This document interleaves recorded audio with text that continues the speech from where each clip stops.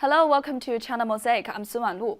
On April the 11th, the Tiger Ying, a cultural relic believed to be looted from China to the UK, was sold at the Canterbury auction for £410,000. The previous owner of the bronze vessel was Royal Marines Captain Harry Louis Evans. His photos and letters indicate that the antique was very likely to be looted from the old Summer Palace in the 19th century, when British troops invaded China and ransacked the Imperial Garden. In response, China's State Administration of Cultural Heritage released a statement strongly condemning the action taken by Canterbury Auction, which insisted on auctioning a cultural relic and even promoted it with a gimmick of war bounty. The Tiger Ying was a bronze water vessel used in ancient China. Dating back some 3,000 years ago, it's a precious cultural relic. It's particularly special not only because its cap and spout were cleverly made into the shape of a tiger, but because such ancient practical bronze vessels are rare to find today. Bronze vessels first appeared in China in the Xia dynasty, which lasted from 2070 BC to 1600 BC. They reached their peak use in the Shang and Zhou dynasties that spanned a long period from 1600 BC to 221 BC. At that time, bronze vessels were used mostly in worship rituals.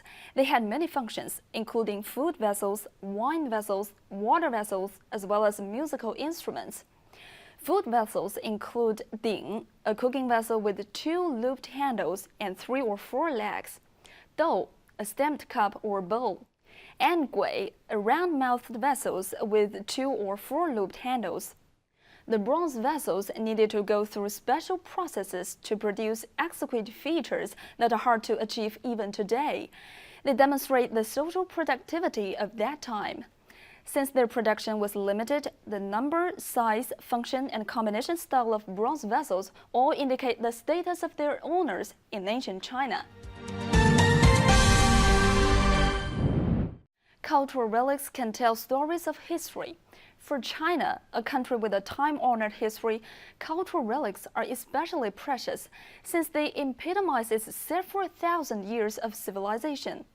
However, statistics show that more than 10 million Chinese cultural relics have been lost overseas via various illegal means. Some of them were auctioned, and their origin as war loop were commercially hyped to manipulate Chinese people's sense of patriotism to drive up the price.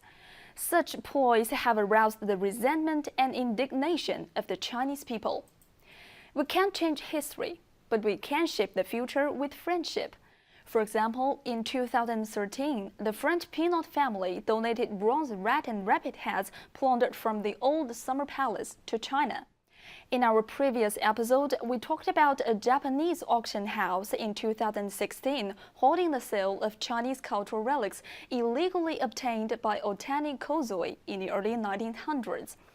We hope more looted cultural relics can be returned to China as soon as possible, in accordance with international conventions and consensus. Thank you for watching.